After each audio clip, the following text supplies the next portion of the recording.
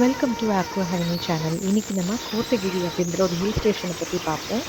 நீலகிரி அப்படின்ற உத்தகமண்ட் ஊட்டியோட ஒரு மிக பழமையான 3வது பெரிய மலை வாசஸ்தலம் தான் இந்த கோத்தகிரி. பூர்வீக மக்கள் பார்த்திங்கன்னா கோட்டா பழங்குடியினர் இந்த இடத்துல அதிகமாக ஆழமாக பிணைக்கப்பட்டிருக்கிறதுனால இந்த ஊருக்கு கோட்டாக்குடின் மலை அப்படின்னு ஆகி இது கோத்தகிரி அப்படின்னு ஆயிருக்கு. 1819 ஆண்டில் தொடக்க கால காலனித்துவ நிர்வாகிகளால் இது கண்டுபிடிக்கப்பட்டதையும் தொடர்ந்து பிரிட்டிஷாரின் கோடைக்கால ஓய்விடமாக இதன் நவீன வரலாறு தொடங்கியிருக்கு. கோத்தகிரியின் வரலாறு பல முக்கிய மைல்கற்களாக வரையறுக்கப்படுகிறது.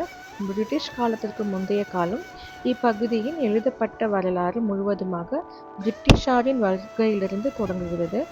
பல நூற்றாண்டுகளாக நீலகிரி உள்ளூர் நிலப்பரப்புடன் இணக்கமாக வாழ்ந்த கோட்டாக்கள் உள்ளிட்ட பழங்குடி இனங்களின் மூதாதையர் தாயகமாக இருந்திருக்கு. 1819 ஆண்டு பிரிட்டிஷ் அரசு ஊழியர்களான ஜே.சி. விஷ் மற்றும் என்.டபிள்யூ. பெரும்பாலும் ஜான் சல்லிவனுடன் தொடர்புடையவர்கள் குற்றவாளிகளை தேடி மலைகளுக்கு சென்றிருக்கிறாங்க. அவர்களுக்கு கோத்தகிரிக்கு மிக அருகில் திப்பம்பட்டி கிராமத்தை கண்டுபிடிச்சு அங்கு ஐரோப்பாவை போன்ற மிதமான காலநிலை நிலவுவதாக தெரிவித்தனர்.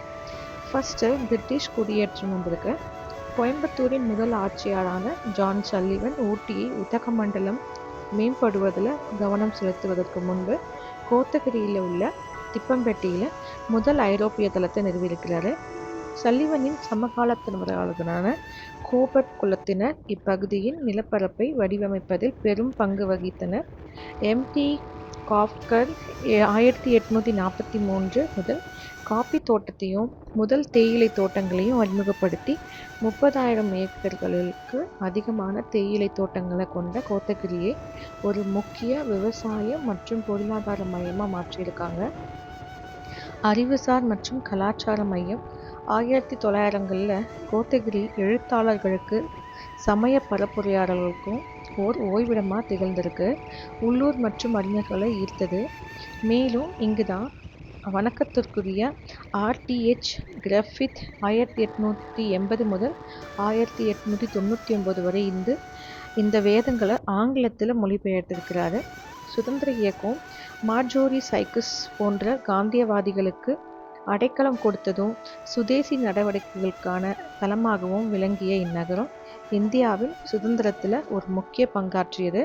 மகாத்மா காந்தியே 1934 தீண்டாமை எதிர்ப்பு பயணத்தின் போது கோத்தகிரிக்கு வருகை தந்திருக்கிறாரு. இன்றும் கோத்தகிரி கிளப் மற்றும் பாரம்பரிய பங்களாக்கள் காணப்படும். அதன் பழங்கால காலனித்துவ வசீகரத்துடன் பெரும் பகுதி நிலைத்து பரபரப்பான ஊட்டிக்கு ஒரு அமைதியான இதமான மாற்றிடமாக திகழ்கிறது. நீங்கள் ஒரு வருகைக்கோ அல்லது ஆய்வு பயணத்திற்கோ திட்டமிட்டிருந்தால் முன்னாடியே பிளான் பண்ணிட்டு போங்க. நீங்கள் பாரம்பரியமாக தங்குமிடங்கள் அல்லது காலனித்துவ கட்டிடங்களை பற்றி தகவல்களை தேடுறீங்கன்னா இப்பகுதியில் பழங்குடியின் மக்களை பற்றி விவரங்கள் உங்களுக்கு தேவைன்னு சொல்லுங்கள். அதை பற்றி நான் நிறைய வீடியோஸ் போடுறேன். இந்த வரலாற்று மேலோட்டத்தை உங்கள் ஆர்வங்களுக்கு ஏற்படுத்த துல்லியமாக வடிவமைத்து தர கோத்தகிரி முற்காலத்தில் கோட்டா கோரி அல்லது கோட்டாக்கெர்ரி, அதாவது கோட்டாக்களின் தெரு அப்படின்னு அழைக்கப்பட்டது. இந்த நகரம் எண்ணற்ற சிறு குன்றுகளையும் பள்ளத்தாக்குகளையும் சுற்றி வளர்ந்திருக்கு. இந்த நீலகிரி மலைத்தொடரில் உள்ள மிகப்பெரிய மலை வாசஸ்தலங்களில் ஒன்று.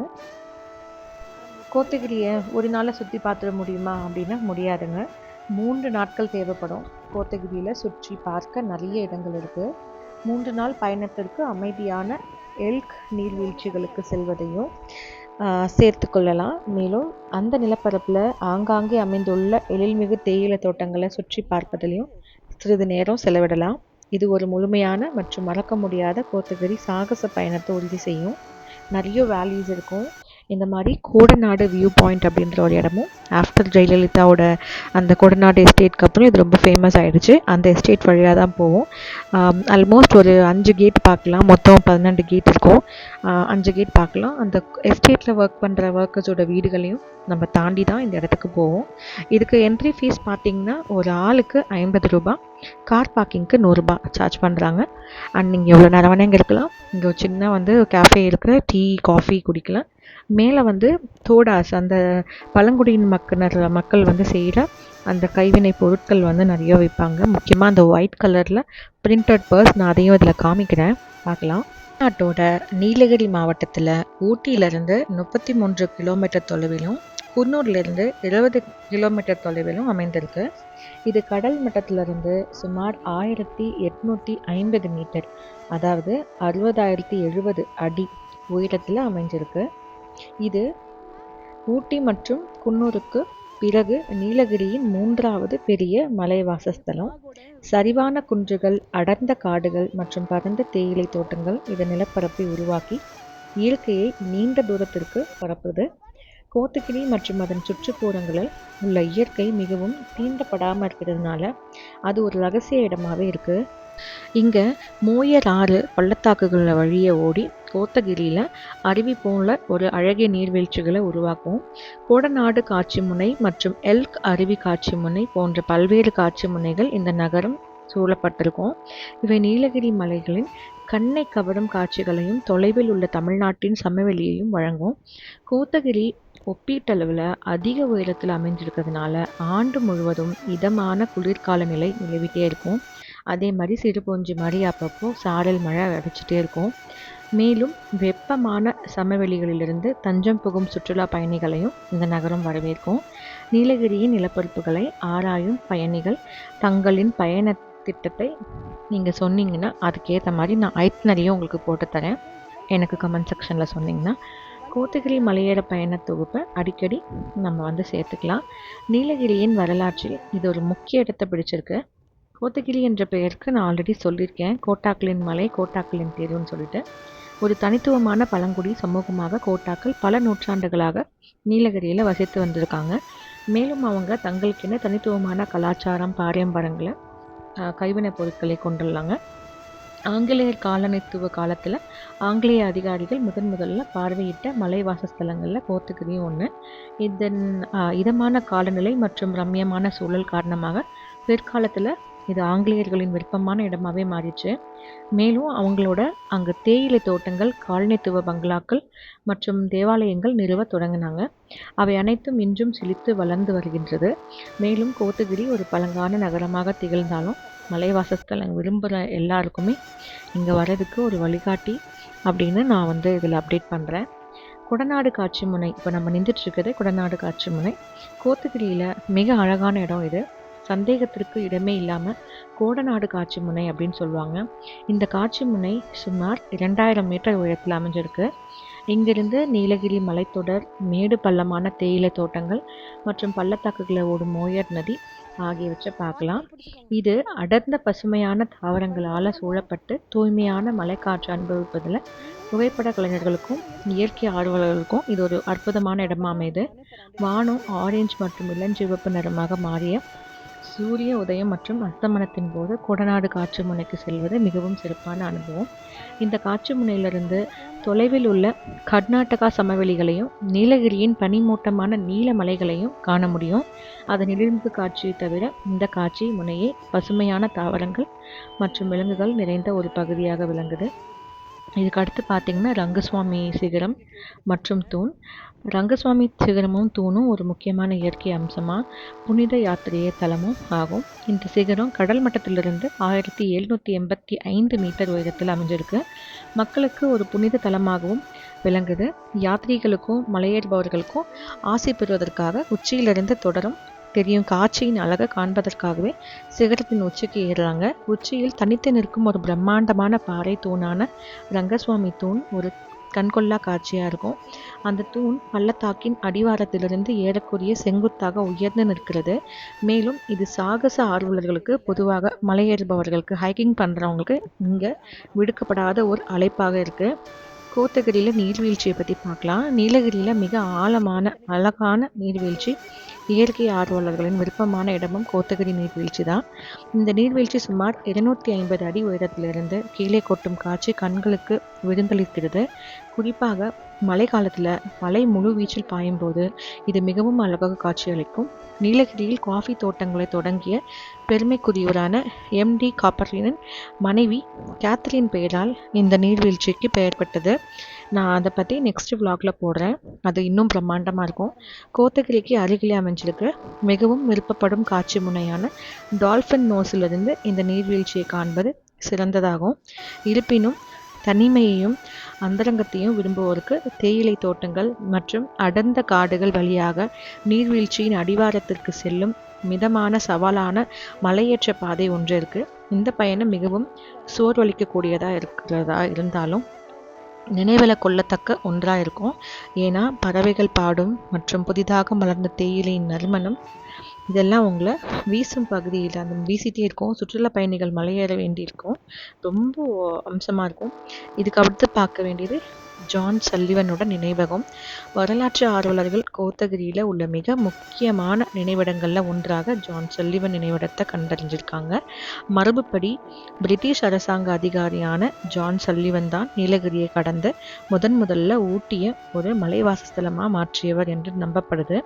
அப்பகுதியின் உள்கட்டமைப்புக்கும் தேயிலை தோட்டங்களை நிறுவுவதற்கான அவரது முயற்சி நீலகிரியில் ஒருபோதும் மங்காத ஒரு முத்திரையை பதித்திருக்கு. இந்த நினைவிடம் அருங்காட்சியகமாக அமைக்கப்பட்டுள்ள சல்லிவனின் சொந்த வீடான கதக்கல் பங்களாவில் அமைஞ்சிருக்கு.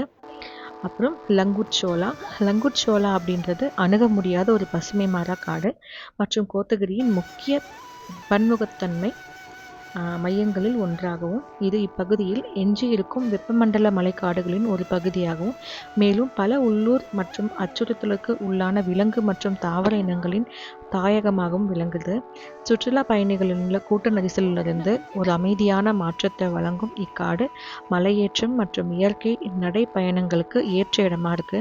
அழகா உருவாக்கப்பட்ட பாதைகள், ஒரு தேவதை கதையின் சூழலில் பிரம்மாண்டமான மரங்கள், பாறை குகைகள் மற்றும் இனிய பறவைகளின் கீதங்கள் மற்றும் சுற்றுலா பயணிகளை அழைத்து செல்கின்றன. இயற்கை ஆர்வலர்கள் எளிதில் காண கிடைக்காத நீலகிரி மார்டன், மலபார், ராட்சதானில் இந்திய காட்டெருமை மற்றும் சில வகை மான்களையும் பார்க்கலாம். இந்த இடத்த பார்வையிடுற நேரம் பார்த்திங்கன்னா கோடை காலத்தில் மார்ச் முதல் மே வரை கோடை காலத்தில் வெப்பநிலை 15 டிகிரி செல்சியஸ்லேருந்து 25 டிகிரி செல்சியஸ் வரை இருக்கும். இது அமைதியாகவும் நசிப்பதாகவும் இருக்கும். சமவெளி பகுதிகளில் கோடை காலம் வெப்பமாகவும் இருக்கிறதுனால இந்த வேளையில் இங்கே குளிர்ச்சியாக இருக்கிறதுனால கோடை விடுமுறைக்கு இது ஒரு சிறந்த இடமா இருக்கும். சுற்றி பார்க்கறதுலையும் மலையேற்றம் மற்றும் தேயிலை தோட்டங்களை செல்வது போன்றவை இந்த பருவத்திற்கு ஏற்றமாக இருக்கும். இங்கே பருவமழை பார்த்திங்கன்னா ஜூன் முதல் செப்டம்பர். பருவமழை இப்பகுதிகளுக்கு மிதமான மற்றும் கனமான மழையை பொழிவதால் கோத்தகிரியின் புறநகர் பகுதிகளில் மேலும் மாயாஜாலமாக தோற்றமளிக்கும். பசுமை இன்னும் பறந்து விரிந்து காணப்படும். நீர்வீழ்ச்சிகள் அழகான நிலக்காட்சிகளாகவும் மிக அழகாக காட்சியளிக்கின்றன. மழை என்பது எந்த பருவத்தில் இயற்கையான அம்சம் என்பதால் பாதைகள் வழுக்கும் தன்மை கொண்டவையாக இருக்கும். ரொம்ப மாறிடும். இந்த பருவத்தில் இங்கு ஒரு பயணத்தை திட்டமிடுவதற்கு முன்பு வானிலை முன்னறிவிப்பை முன்கூட்டியே சரிபார்த்து எப்போதும் வந்து போகிறது நல்லது. அக்டோபர் முதல் பிப்ரவரி மாதம் வரைக்கும் இங்கே எப்போயுமே குளிர்காலம்தான். குளிர்காலத்துலேயும் இங்கு வருகை தரலாம். இங்கு வானிலை 5 டிகிரி செல்சியஸ்லேருந்து 20 டிகிரி செல்சியஸ் வரை இருக்கும். மேலும் இது இதமாகவும் புத்துணர்ச்சியாகவும் இருக்கும். நீல வானம் கொண்ட பகல் பொழுதும் பனிமூட்டமான காலை பொழுதும் இந்த மலைவாசஸ்தலத்திற்கு கூடுதல் அழகை சேர்க்கின்றன. மேலும் பல மைல்கள் நடைப்பயணம் மேற்கொள்ளவும் இயற்கை காட்சிகளை புகைப்படம் எடுக்கவும் காலனித்துவ பாணி பங்களாக்களில் வசதியாக தங்கவும் இந்த வானிலை மிகவும் உகந்ததாக இருக்கும். கோடை மற்றும் குளிர்காலங்களில் இயற்கையில் சாகச பயணங்கள் மற்றும் மலையேற்றம் செய்வதற்கு சிறந்த நேரங்களாகும்.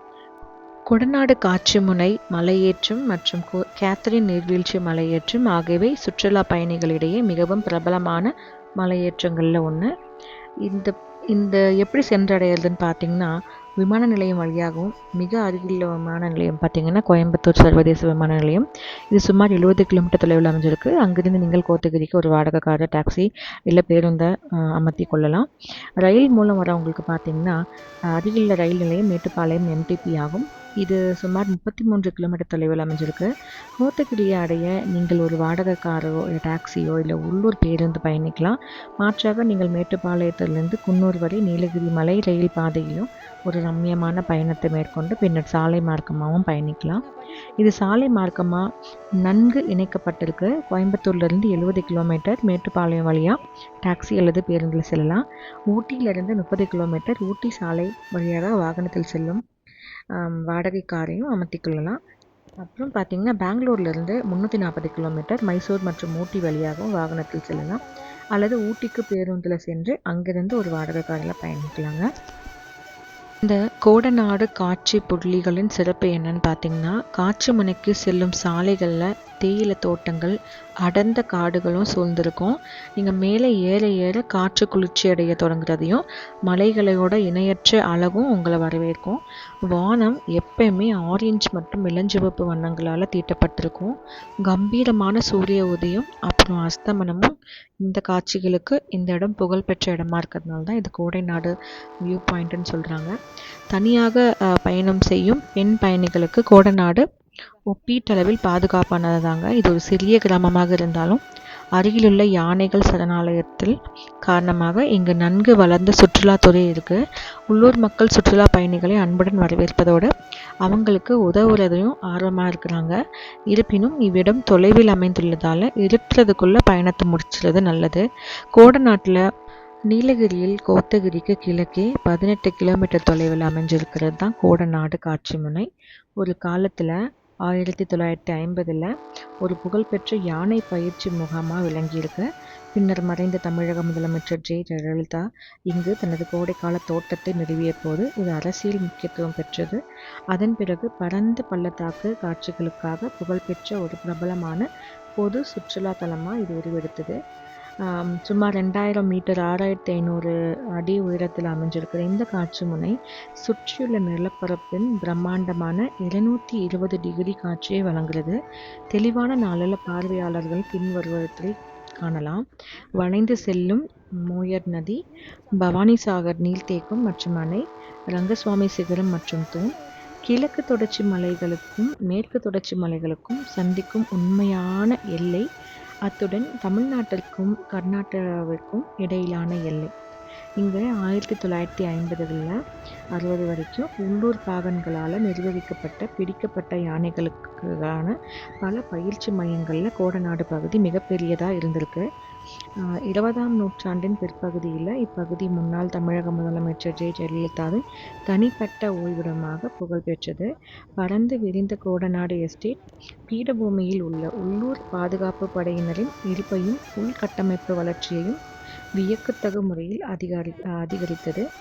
சுற்றுலா தலம் பற்றி பார்க்கலாம். கடந்த 10 ஆண்டுகளில் இந்த தோட்டத்தை சுற்றியுள்ள பகுதி கண்காணிப்பு தலங்கள் மற்றும் ஒரு தொலைநோக்கியுடன் கூடிய ஒரு பிரத்யேக காட்சி முனையாக பொதுமக்களுக்கு பார்வைக்கு திறக்கப்பட்டது. பார்வையிடுற சிறந்த நேரம் பார்த்திங்கன்னா சூரிய உதயத்தை காணவும் அடர்ந்த பனிமூட்டத்தை தவிர்க்கவும் அதிகாலை நேரங்கள் காலை 5:30 மணி முதல் 8 மணி வரை மிகவும் பரிந்துரைக்கப்படுகின்றன. தெளிவான வானத்திற்கு அக்டோபர் முதல் மார்ச் வரையிலான மாதங்கள் மிகவும் உகந்தவை. நுழைவு கட்டணம் பற்றி நான் ஆல்ரெடி சொல்லியிருக்கிறேன். 100 ரூபாய் பார்க்கிங்க்கும் பர் ஹெட் அடல்ட்டுக்கு 50 ரூபாயும் குழந்தைங்களுக்கு 25 ருபீஸும் சார்ஜ் பண்ணுறாங்க. கோத்தகிரியிலிருந்து செல்ற சாலை பசுமையாக பாதுகாக்கப்பட்ட தேயிலை தோட்டங்களில் ஊடாக வளைந்து நெளிந்து செல்லும். பல பயணிகள் கேத்ரின் நீர்வீழ்ச்சி மற்றும் ஜான் சல்லிவன் நினைவிடம் போன்ற அருகில் இருக்கிற இடங்களுக்கு செல்வதோடு இந்த பயணத்தை முடிச்சுக்கிறாங்க. இதுவும் தாண்டி போனீங்கன்னா ஊட்டி அல்லது கோயம்புத்தூரில் போகிற வழியில் நிறைய ஊர்களாக இருக்குது. மேல்தட்டப்பள்ளம், கீழ்தட்டப்பள்ளம்னு திம்பம்பட்டி, இந்த மாதிரி நிறைய ஊர்கள் இருக்குது. நிறைய காணக்கூடிய ஒரு ஃபால்ஸும் நம்மளுக்கு இருக்குது. மேல்தளத்திலிருந்து நீங்கள் காணக்கூடிய உள்ளூர் தாவரங்கள் மற்றும் விலங்குகள் பற்றிய கண்ணோட்டத்தையும் வழங்குது. இந்த நீலகிரி பயணத்தை நம்ம எப்படி திட்டமிடுறதுன்னு வேணும்னு கேட்டிங்கன்னா உங்களுக்கு நான் ஐட்னரி கண்டிப்பாக ஷேர் பண்ணுறேன். ரொம்ப நாளாகவே இந்த தோட்டத்துக்குள்ளே போய் வரணும்னு ஆசை. ஆனால் இப்போவும் நம்மளை வழிவிடலை. தமிழ்நாட்டில் எழில்மிகு நீலகிரி மாவட்டத்தில் அமைஞ்சிருக்கிற கொடநாடு எஸ்டேட் 906 ஏக்கர் பரப்பளவு கொண்டது. இது முதல்ல 1864ஆம் ஆண்டில் ஆங்கிலேயர் ஆட்சி காலத்தில் ஒரு தேயிலை தோட்டமாக நிறுவப்பட்டது. 1990களில் தமிழகத்தின் முன்னாள் முதலமைச்சர் ஜெயலலிதாவின் தனிப்பட்ட ஓய்விடமாக தொலைதூர அலுவலகமாகவும் இருந்திருக்கு. இது பெரும் வரலாற்று மற்றும் அரசியல் முக்கியத்துவத்தை பெற்றது. பிரிட்டிஷ் தோற்றம் மற்றும் ஆரம்பகால வரலாறு. இந்த தோட்டம் முதல்ல ஆங்கிலேயர்களால் காஃபி தோட்டமாக பயிரிடப்பட்டு ஆனால் 1864 கோடநாடு தேயிலை தோட்டமாக மாற்றப்பட்டது. இது பல கைகள் மாறி இறுதியில் 1975 பிரிட்டிஷ் நாட்டவரான வில்லியம் ஜோன்ஸ் என்பவரால் 33 லட்சத்திற்கு வாங்கப்பட்டிருக்கு. பின்னர் அது அவருடைய மகன் பீட்டர் கிரேக் ஜோன்சாஸ் அப்படின்றவரோட மரபு உரிமையாக பெறப்பட்டு நிர்வகிக்கப்பட்டது. அதிமுக தலைவர்களின் கொள்முதல் 1990களில் முற்பகுதியில் முன்னாள் முதல்வர் ஜெயலலிதாவும் அவரது நெருங்கிய உதவியாளர் V.K. சசிகலாவும் இந்த எஸ்டேட்டை வாங்கியிருக்காங்க. சொத்தின் அசல் உரிமையாளரான பீட்டர் ஜோன்ஸ் தனது குடும்பத்தினர் கட்டாயப்படுத்தப்பட்டதும் அச்சுறுத்தப்படுத்தப்பட்டதும் சொத்தை விற்க வேண்டிய கட்டாயம் ஏற்பட்டதாக பின்னர் விசாரணை ஆணையங்கள் முன் சாட்சியமளித்தாங்க. பின்னர் அந்த தோட்டம் அருகிலுள்ள 1600 ஏக்கர் நிலங்களுக்கு விரிவுபடுத்தப்பட்டது. அதில் 99 அறைகள் கொண்ட ஒரு பிரம்மாண்டமான பங்களா, ஒரு ஹெலிபேட், ஒரு படகுத்துறை மற்றும் அதன் சொந்த தேயிலை தொழிற்சாலை ஆகியவை இடம்பெற்றிருந்தன. ஜெயலலிதா அம்மா இந்த இடத்துக்கு அடிக்கடி வந்து ஓய்வெடுத்து தந்தாங்க. மேலும் இதனை ஒரு உத்தியோகபூர்வ கோடைக்கால ஓய்விடமாகவும் மற்றும் தொலைதூர அரசாங்க அலுவலகமாகவும் பயன்படுத்தினாங்க. வருமானத்திற்கு அதிகமான சொத்து வழக்குனால ஜெயலலிதாவின் மறைவை தொடர்ந்து அவருடைய சொத்துக்கள் வருமானத்திற்கு அதிகமான சொத்து விசாரணையில் சிக்கிடுச்சு. அவரது நிதியை பயன்படுத்தி பதிலி பெயர்கள் மூலம் இந்த சொத்து வாங்கப்பட்டதாக உச்சநீதிமன்றம் கண்டறிந்ததை தொடர்ந்து பினாமி சொத்து பரிவர்த்தனை தடை செய்யப்பட்ட சட்டத்தின் கீழ் அது முடக்கப்பட்டிருக்கு. 2017 ஏப்ரல் மாதம் இந்த எஸ்டேட்டில் நடந்த ஒரு பரபரப்பான அத்துமீறல் மற்றும் கொள்ளை சம்பவத்தால் உலக செய்திகளில் இடம் பிடித்தது. அச்சம்பவத்தின் போது ஒரு பாதுகாவலர் கொலை செய்யப்பட்டிருக்கிறாங்க. பெரும் பரபரப்பை ஏற்படுத்திய இந்த குற்றம் தமிழக காவல்துறையால் ஒரு பெரிய தொடர்ச்சியான அரசியல் மற்றும் குற்றவியல் விசாரணைக்கு வித்திட்டது. இதன் சோகமான குற்ற வரலாற்றை பற்றி மேலும் ஆழமாக தெரிந்து கொள்ள கோடநாடு தோட்ட கொள்ளை மற்றும் கொலை குறித்து நிறைய விக்கிபீடியாவில் நீங்கள் படிச்சுக்கலாம். பட் எனக்கு தெரிஞ்ச இன்ஃபர்மேஷனை நான் படித்ததை மட்டும்தான் இங்கே ஷேர் பண்ணியிருக்கேன். இதில் நிறைய விஷயம் தப்பாகவும் இருக்கலாம். தப்பாக இருந்தால் மன்னிச்சுக்கோங்க. இந்த ரம்மியமான சுற்றுப்புறத்திற்காகவும் மாயாறு நீர்வீழ்ச்சி அருகாமையில் இருப்பதனாலையும் இந்த எஸ்டேட் பிரிட்டிஷ் காலனித்துவ காலம் முதல் இதற்கு முன்பு பல முறை கைமாறியுள்ளதாகவும் ஊடக அறிக்கைகளின்படி இந்த சொத்து 1992 கிரேக் ஜோன்ஸ் மற்றும் அவரது குடும்பத்தினரிடமிருந்து சுமார் 7 கோடிக்கு வாங்கப்பட்டிருக்கு அப்படின்னு சொல்கிறாங்க. நிறைய விஷயங்கள் நடந்திருக்கு. சில சந்தேக நபர்களும் அவங்களோட அரசியல் பின்னோக்கத்துக்காகவும் இதை அடிக்கடி நிறைய சொல்லிகிட்டே இருப்பாங்க. ஆனால் இங்கேருந்து போகும்போது ரொம்ப அழகாக இருக்குங்க இந்த இடம்லாம். சும்மா சொல்லக்கூடாது. கொடநாடில் இவ்வளோ விஷயம் இருக்கா அப்படின்றத இங்கே பார்க்கும்போது தான் தெரியும். அந்த எஸ்டேட்க்கு எல்லாத்துக்குமே ப்ராப்பராக ஃபென்சிங் பண்ணியிருப்பாங்க. கிட்டத்தட்ட 1600 ஏக்கரு. அதில் நம்மளுக்கு தெரிஞ்சது இப்போ நம்ம போகிறது 400 ஏக்கர் வழியாக தான் நம்ம பயணம் பண்ணுறோம். பக்கத்தில் பார்த்திங்கன்னா ஃபுல்லாக ஃபென்ஸ் பண்ணி இந்த பாருங்கள், இந்த மாதிரி போஸ்ட் லேம்ப்லாம் வச்சு ஃபென்ஸ் போட்டிருப்பாங்க.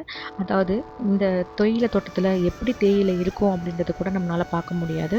இந்த மாதிரி அழகாக பைன் ட்ரீஸ் வச்சு ஃபென்ஸ் பண்ணியிருப்பாங்க. பார்க்கவே உங்களுக்கு தெரியும்னு நினைக்கிறேன். இங்கே 12 கிலோமீட்டர்லேயும் 906 ஏக்கர்லேயும் தேயிலை தோட்டம் தான் இருக்கும். இது நான் சொன்ன மாதிரி இங்கே முகாமெல்லாம் அமைச்சிருக்காங்க. பெரும் அரசியல் முக்கியத்துவத்தை பெற்றிருக்கிறதுனால இது ரொம்பவே நம்மளை லாக் பண்ணி தான் வச்சுருப்பாங்க. ஒரு தன்னிறைவு பெற்ற கோட்டை. இதில் ஒரு பிரம்மாண்டமான காலனித்துவ பாணி பங்களா இருக்குது. மாநில தலைமைச் செயலகத்தை போன்ற வசதிகளுடன் கூடிய ஒரு VIP மாநாடு அரங்கமும் இருக்குது. 10 ஏக்கரில் செயற்கை ஏரி இருக்குது. 10 ஏக்கரில் மலர் வளர்ப்பு பகுதி மற்றும் சிறு மருத்துவமனை ஆகியவை இடம்பெற்றிருக்கு.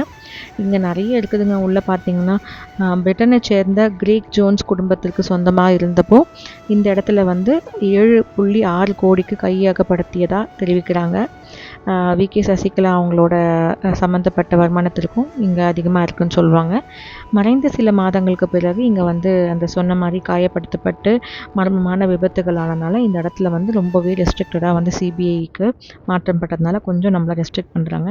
இங்கேருந்து வியூ பாருங்கள். எதுக்காக வந்து அந்த எக்ஸ்எம் வந்து இந்த இடத்துல வந்து சூஸ் பண்ணாங்கிறதுக்கு உங்களுக்கு இதுவே ஒரு சாட்சி. கீழே என்ன இருக்குன்னு நம்மளால் வந்து கண்டறிஞ்சிக்க முடியாது. அந்தளவுக்கு ரொம்ப அடர்ந்த டென்ஸ் ஃபாரஸ்ட் இது.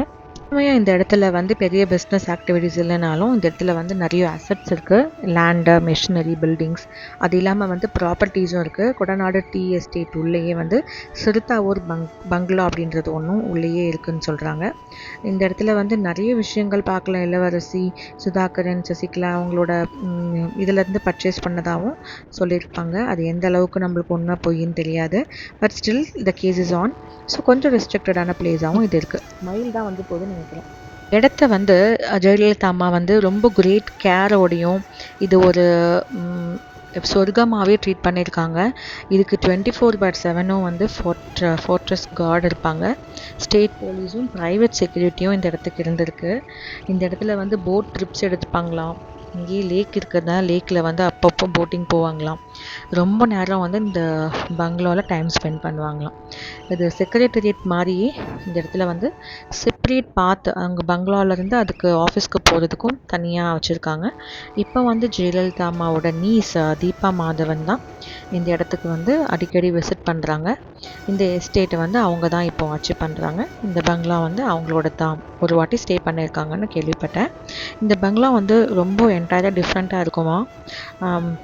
அதாவது அவங்க சொன்ன விஷயம் ஜெயலலிதா அம்மாவோட வரும்போதும் அதுக்கப்புறம் இருந்ததும் டிஃப்ரெண்ட்டாக இருந்ததாம்.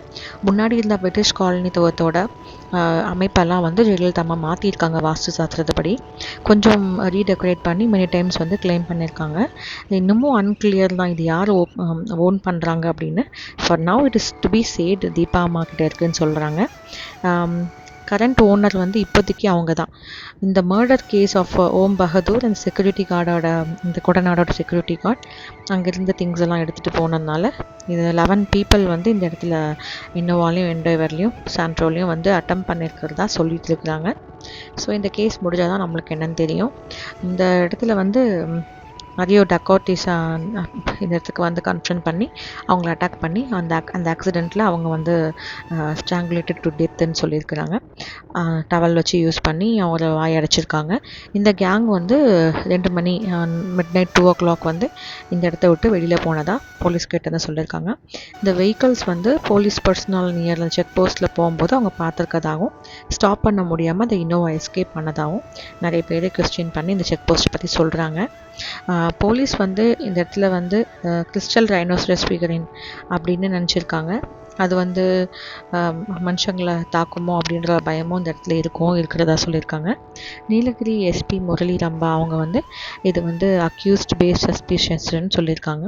அதுக்கப்புறம் நிறைய ஃபோன் ஸ்விட்ச் ஆஃப் ஆகிருக்கதாகவும் சொல்கிறாங்க. 11 மென் வந்து இந்த கேஸில் வந்து அக்யூஸ் பண்ணியிருக்காங்க.